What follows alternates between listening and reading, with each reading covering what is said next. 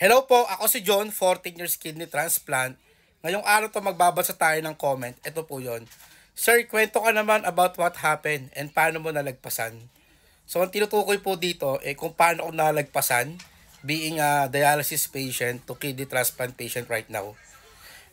Nag-dialysis po ako for 6 months. Alam ko maraming magsasabi dyan na 6 months lang.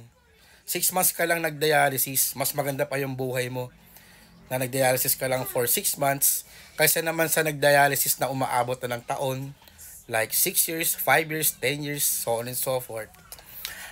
Ang palagi ko mong sinasagot dyan, wala sigurong mas maganda na hindi na lang mag-dialysis, di ba? Mas masarap siguro sa feeling na hindi na ho mag-dialysis kaysa na mag-dialysis ka ng 6 months or taon. Wala naman din pinagkaiba kahit mag-dialysis ka ng ilang taon, ilang araw, ilang buwan. Ang pinaka-point kasi dyan is nagkaroon ka ng chronic kidney failure. And sa mga magsasabi po dyan na hindi ko pinagdaanan yung karamihan ng pinagdaanan ng iba, pues nagkakamali po kayo dyan. Kahit 6 months lang po ako nag-dialysis, marami na po akong pinagdaanan nun. Like nagkaroon po ako ng catheter sa leeg, emergency catheter, na infection, nagkaroon ako sa singit, kaliwat kanan po yan. After nun, nagkaroon pa po ako ng fistula. Ito po.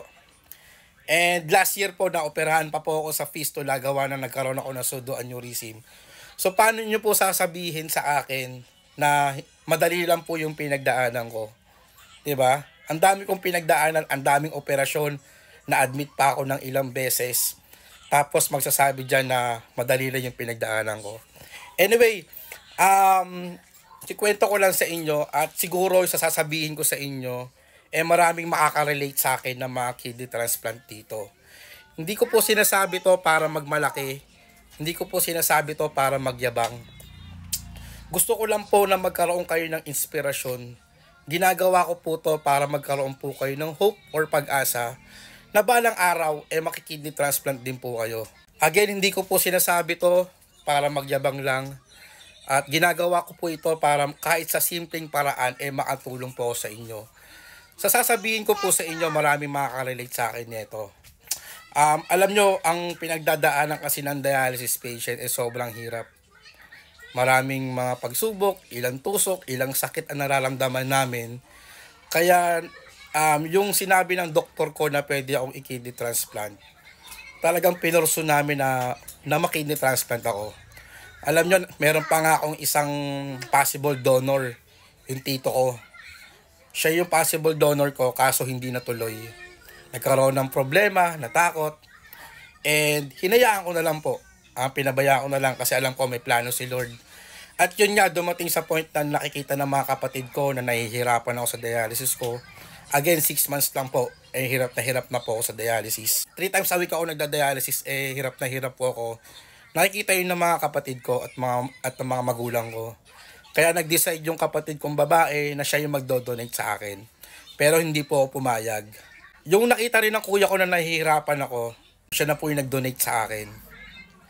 Siya na po yung nag-donate sa akin na sabi niya, tara na, magpa-test na tayo. And alam ko marami magsasabi dyan na swerte ako dahil may nag-donate sa akin. Swerte ako dahil may kuya ko. Totoo naman po yun. Napakaswerte ko lang dahil may kuya ko na nag-donate sa akin. May mga kapatid ako na nakasuporta sa akin. Siyempre kung sa mga kapatid ko nangyari yun, magdo-donate din naman ako. Wala naman sigurong kapatid na hahayaan yung kapatid mo na nahihirapan dyan, di ba? And lahat naman tayo may kanya-kanyang pamilya, siguro iba-ibang sitwasyon lang. At the end of the day, iisang dugo lang po kami. At the end of the day, magkakapamilya po kami. Ayun lang po, sana sa video na to, kahit papaano, mabigyan ko kayo ng pag-asa. Ngayon, kahit 14 years to tayong kidney transplant, marami pa rin tayong pinagdadaanan sa buhay. Umiinom tayo ng gamot, nagpapalaboratories tayo, nagpapacheck up tayo, marami pa rin problema, marami pa rin kailangan gawin.